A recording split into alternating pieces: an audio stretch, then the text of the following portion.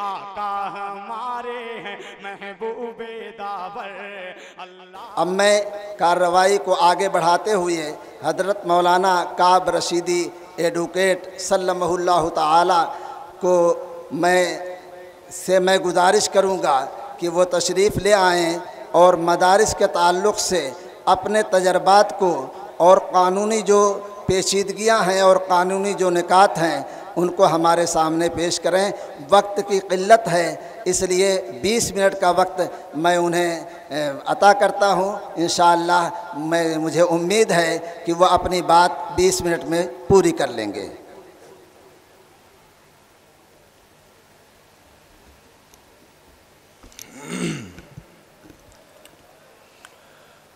بسم اللہ الرحمن الرحیم الحمد للہ رب العالمین والصلاة والسلام على رسوله النبی الکریم وعلى آلہ وصحبہ اجمعین وعلى من تبعهم بإحسان إلى يوم الدین اما بعد۔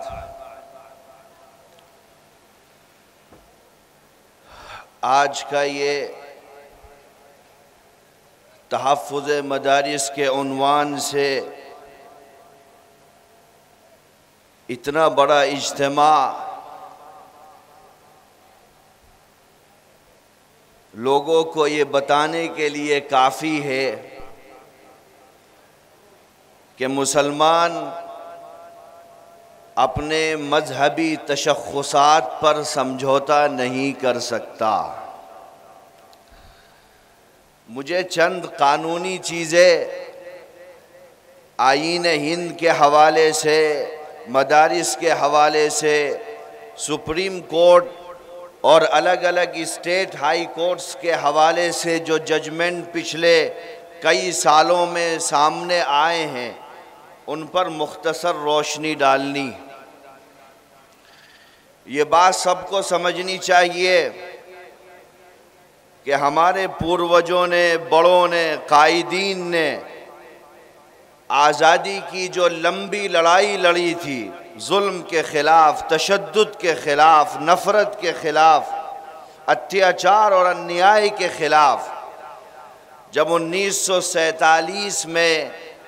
اس لڑائی میں ہمیں فتح حاصل ہوئی تھی تو اس وقت کی قیادت نے یہ طے کیا تھا کہ اس ملک کے اندر ایک آئین ہوگا، سمویدھان ہوگا، دستور ہوگا۔ یہ دستور اس بھارت کو دنیا کے سامنے پیش کرے گا جس بھارت کا تصور اس مرد مجاہد نے کیا تھا جب وہ اپنی گردن کو پھانسی کے پھندے پر لٹکانے جا رہا تھا۔ جس بھارت کا سپنا اس نے دیکھا تھا اس بھارت کو اس دیش کے آئین اور سمویدھان کی لائنوں میں درشایا جائے، اور یہ طے کیا گیا۔ ڈاکٹر امبیڈکر صاحب کی قیادت میں ملک کا آئین بنا اور متفقہ طور پر یہ کہا گیا کہ اس ملک کا سمویدھان سپریم ہے، آئین سب سے اوپر ہے، ساری حکومتیں چاہے وہ مرکزی حکومت ہو یا ریاستی حکومت ہو سب اس آئین کے اندر چلیں گی، کسی کو اس آئین کو پس پشت ڈالنے کا اختیار نہیں ہوگا۔ اگر آپ دیکھیں گے بھارت کے سمویدھان کے پریامبل کو، پرستاونا کو، تو اس میں بڑے واضح الفاظ میں یہ کہا گیا کہ بھارت ایک دھرم نرپیکش سیکولر ملک ہے، یہاں پر سرکاریں وہ ہوں گی جن کا کوئی مذہب نہیں ہوگا، آبادی کے درمیان میں مذہب کے نام پر، نسل کے نام پر، زبان کے نام پر کوئی فرق اور بھید بھاؤ نہیں کیا جائے گا۔ اس سمویدھان نے ایک روشن مستقبل کا راستہ دکھایا تھا۔ اسی سمویدھان نے مسلمانوں کو مذہبی ادارے چلانے کا مکمل اختیار دیا تھا۔ میں نے شام کی مجلس میں بھی عرض کیا تھا کہ بھارت کے سمویدھان میں اگر آرٹیکل 25 ہے جو فریڈم آف ریلیجن کی بات کرتا ہے، بھارت کے سمویدھان میں اگر 26 ہے، 29 ہے، تو بھارت کے سمویدھان میں آرٹیکل 30 بھی ہے، جو فنڈامنٹل رائٹ، بنیادی حقوق کا حصہ ہے، جس میں ملک کی مائنورٹیز کو، اقلیتوں کو زبان کی بنیاد پر اور مذہب کی بنیاد پر نہ صرف تعلیمی ادارے بنانے کا اختیار دیا گیا ہے، بلکہ ان کا سنچالن کرنے کا بھی اختیار انہی اقلیتوں کے مذہبی اداروں کو دیا گیا۔ یہ اس ملک کے آئین کا ایک امتیاز ہے۔ دنیا میں آپ بہت سارے سمویدھان پڑھیں گے، وہ آرٹیکل 25 فریڈم آف ریلیجن سے آگے نہیں بڑھتے ہیں، لیکن یہ آپ کے اکابرین کی خدمات، قربانیاں اور جد و جہد کا نتیجہ تھا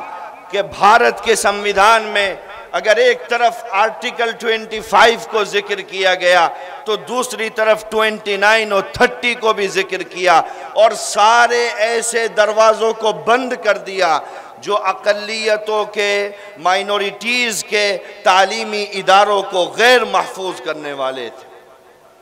اسی سلسلے میں اس ملک کے اندر right to education act 2009، right of children to free and compulsory education act 2009 میں آیا، پارلیمنٹ میں پیش کیا گیا، دونوں صدنوں سے اس کو پاس کر کے 2010 میں بھارت میں لاگو کر دیا گیا۔ لیکن اس ایکٹ میں کسی بھی مذہبی ادارے کو ایکٹ سے باہر نہیں کیا گیا تھا، مدارس کو بھی شامل کیا گیا تھا، زبان کی بنیاد پر بننے والے اداروں کو بھی شامل کیا گیا تھا۔ اس وقت جمعیت علماء ہند کی قیادت نے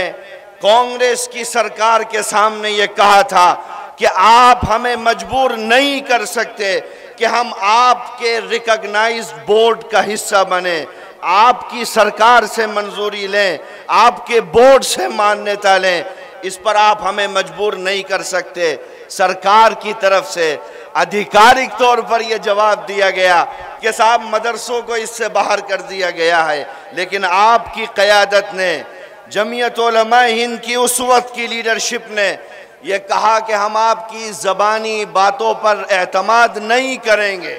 آپ RTE میں امینڈمنٹ کریے، پارلیمنٹ میں لائیے اور قانونی طور پر مدارس کو اس سے باہر نکالیے۔ تو 2012 میں بھارت کی سنسد میں RTE میں امینڈمنٹ کیا گیا اور مدارس کو اور ویدک پاٹھشالاؤں کو RTE سے باہر کیا گیا، اور قانون منسٹر نے پارلیمنٹ میں کھڑے ہو کر کے کہا کہ ہم جس ملک میں رہتے ہیں اس ملک کا آئین مذہبی اداروں کو، چاہے وہ زبان کی بنیاد پر ہوں یا ریلیجن کی بنیاد پر ہوں، ان کو یہ فریڈم دیتا ہے کہ وہ اپنے تعلیمی ادارے چلائیں۔ اگر ہم مدارس کو اور گروکل کو RTE میں شامل کرتے ہیں تو ہم اقلیتوں کے حقوق کے ساتھ کھلواڑ کریں گے۔ اس لیے سرکار نے 2012 میں RTE ایکٹ میں امینڈمنٹ کر کے مدرسوں کو اور ویدک پاٹھشالاؤں کو اس سے مستثنی کر دیا، باہر کر دیا۔ اب اسی پر بس نہیں ہوا، اس ترمیم کو سپریم کورٹ میں چیلنج کیا گیا اور یہ کہا گیا کہ آرٹیکل 15 کا 21A کا وائلیشن ہے۔ سپریم کورٹ میں یاچکا داخل کی گئی، کہا گیا صاحب آپ اس سے مدرسوں کو الگ نہیں کریں گے۔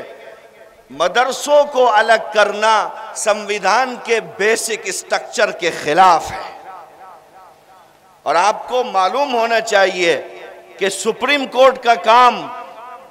ایکٹ بنانا نہیں ہے، قانون بنانا نہیں ہے، بلکہ اس ملک کی عدالتوں کا کام قانون کی صحیح تشریح کرنا ہے۔ اگر کوئی اسمبلی قانون بناتی ہے یا پارلیمنٹ قانون بناتی ہے تو اب اسٹیٹ ہائی کورٹ یا سپریم کورٹ اس کو سمویدھان کے ترازو پر تولتے ہیں اور یہ طے کرتے ہیں آیا یہ کہ ایکٹ آئین کے مطابق ہے یا آئین کے مخالف ہے۔ سپریم کورٹ نے لمبی بحث کی اور اس بحث میں جو چیلنج کیا گیا تھا وہ اس ایکٹ کی سنویدھانکتا کو، اس کی آئینی حیثیت کو چیلنج کیا گیا تھا۔ لیکن آپ کو حیرت ہوگی،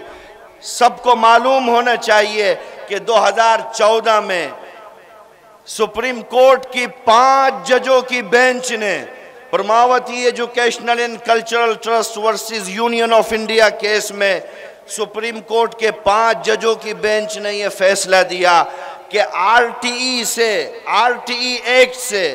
مدارس اور ویدک پاٹھشالاؤں کو نکالنا یہ بھارت کے سنویدھان کے بیسک اسٹرکچر کو ڈیمیج نہیں کرتا ہے، بلکہ اس ملک کے کانسٹیٹیوشن نے مائنورٹیز کو جو اختیار دیا ہے مذہب کی بنیاد پر، اس اختیار کی حفاظت کرتا ہے۔ امینڈمنٹ بھی ہوا، سپریم کورٹ نے مہر بھی لگا دی، واضح کر دیا 224 کی طرح کہ اس میں کوئی آپ کی آئینی حیثیت مجروح نہیں ہو رہی ہے۔ اور 5 ججوں کی بینچ کے فیصلے کے بعد معاملہ شانت پڑ گیا، پھر دوبارہ کوئی چیلنج کسی اسٹیٹ ہائی کورٹ میں نہیں کیا گیا یا سپریم کورٹ میں نہیں کیا گیا۔ اس کے بعد اتر پردیش میں 23/10/2023 کو مظفر نگر، امیٹھی، رائے بریلی سمیت 17 ڈسٹرکٹ میں آر ٹی ای کے نوٹس مدرسوں کو دیے گئے۔ جمعیت علماء اتر پردیش کے صدر محترم کے حکم پر ہماری پوری لیگل سیل نے اس کا جواب تیار کیا، اور آپ کو حیرت ہوگی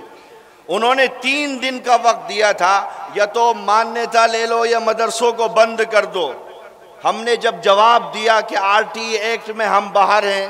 سپریم کورٹ کا ججمنٹ یہ ہے، تو 3 دن کے اندر جن سرکاری ادھیکاریوں نے نوٹس دیا تھا، دوسرے دن انہوں نے دوسرا نوٹس دیا اور اپنے پچھلے نوٹس کو رد کر دیا۔ جمعیت علماء اتر پردیش کے اس کام سے 2023 میں لگ بھگ 35 مدارس کو ریلیف ملی، اور انہوں نے ہی دی ہے، ایک دن نوٹس دیا، دوسرے دن رد کر دیا۔ اس کے بعد پھر معاملہ آگے بڑھا، اور 2024 میں لائن بدل کر کے، اب آر ٹی ای ایکٹ میں تو کچھ بچا نہیں، تو اب این سی پی سی آر والی لائن سے دوبارہ مدارس کو پریشان کیا گیا، بڑے پیمانے پر مدارس کے خلاف ایکشن لیا گیا، بند کیا گیا۔ اس وقت جمعیت علماء ہند کی قیادت سامنے آئی، اور اتر پردیش کے لیگل سیل نے اس پر کام کیا، سبھی نوٹسز کو جمع کیا، اور ہم سپریم کورٹ گئے، اور سپریم کورٹ کے سامنے ہم نے یہی چیزیں رکھی جو میں آپ کے سامنے بول رہا ہوں کہ صاحب یہ کھلی ہوئی ڈاکٹر امبیڈکر کے سنویدھان کی روح پر آکرمن ہے، اور ہمیں جو اختیارات اور ادھیکار بھارت کے آئین نے دیے ہیں ان ادھیکاروں سے ہمیں محروم کیا جا رہا ہے۔ آپ کو حیرت ہوگی کہ این سی پی سی آر کے سبھی نوٹس کو سپریم کورٹ نے 21/10/2024 کو چیف جسٹس نے خود اس وقت ڈی وائی چندرچوڑ جی بھارت کے مکھیہ نیائیدھیش تھے، ان کی بینچ نے، ان کی قیادت میں صرف تریپورہ اور اتر پردیش نہیں بلکہ بھارت کی سبھی ریاستوں میں این سی پی سی آر کے سبھی نوٹس کو اسٹے کر دیا، اور کہا کہ اس طرح کے نوٹسز کی کوئی ضرورت نہیں۔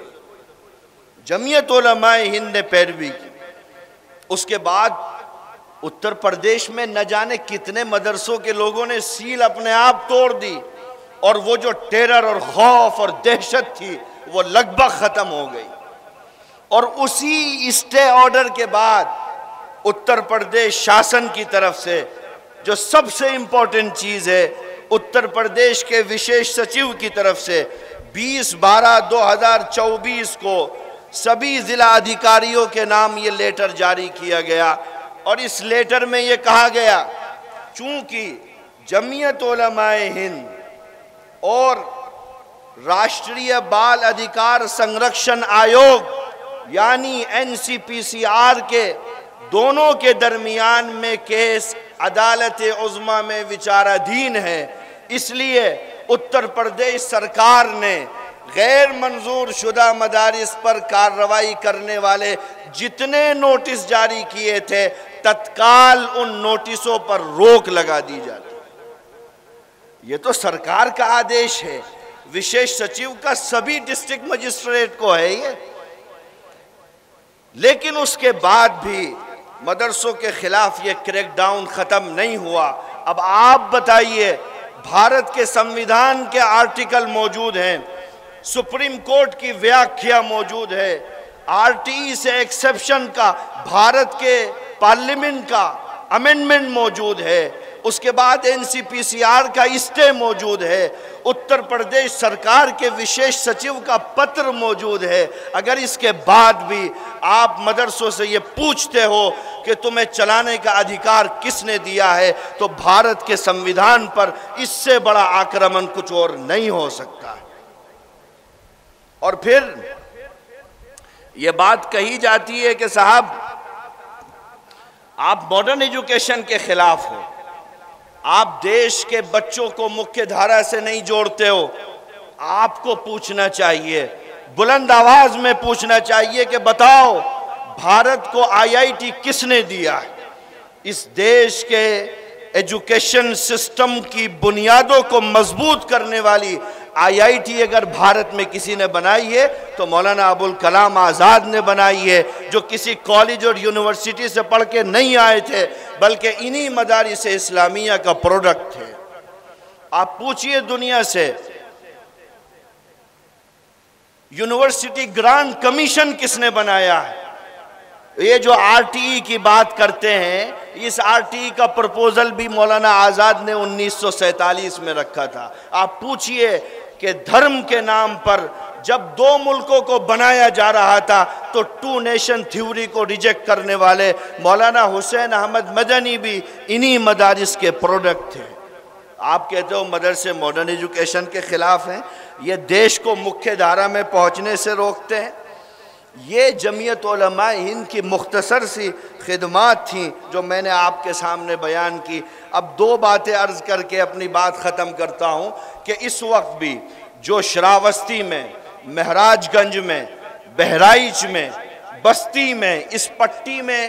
جس طریقے سے مدارس کے خلاف کریک ڈاؤن کیا گیا ہے، جمعیت علماء اتر پردیش کے صدر محترم کے حکم پر ہم الہ آباد ہائی کورٹ جانے کی پوری تیاری کر چکے ہیں، اور اگلے کچھ دنوں میں جمعیت علماء ہند ان مدارس کے تحفظ اور بقا کی لڑائی لڑتے ہوئے آپ کو اتر پردیش کے اسٹیٹ ہائی کورٹ میں نظر آئے گی، اور ہم ہائی کورٹ میں جا کر کے یہ کہیں گے کہ صاحب اس سے بڑا سمویدھان پر آکرمن اور کچھ نہیں ہو سکتا ہے کہ یہ دیش کی دوسری سب سے بڑی آبادی کے ریلیجیس پوائنٹوں کو نشانہ بنا رہا ہے۔ اور دوسری اور آخری بات،